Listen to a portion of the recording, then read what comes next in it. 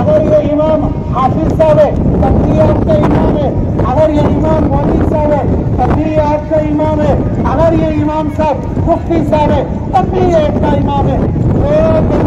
आपको 2 रकात फर्ज पढ़ा लेता है वो आपका इमाम है।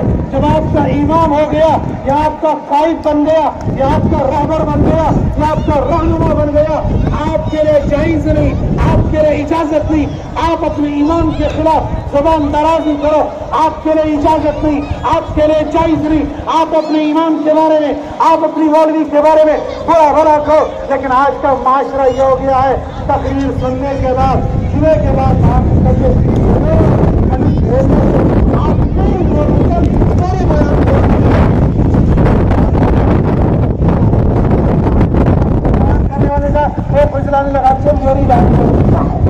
आपसे बोली हराम और हलाल बताएगा, गैरत और बेगैरती की।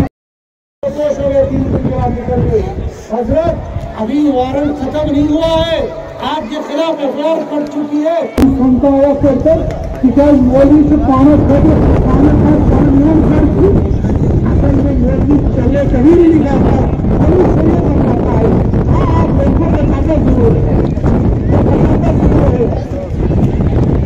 लंबा छोड़ देता है उसको अल्लाह का सुनना की तो कैसे हमारे नबी करीम सल्लल्लाहु अलैहि वसल्लम मक्का मुकर्रमा से मदीना मुनव्वरा की तरफ हिजरत करके निकले।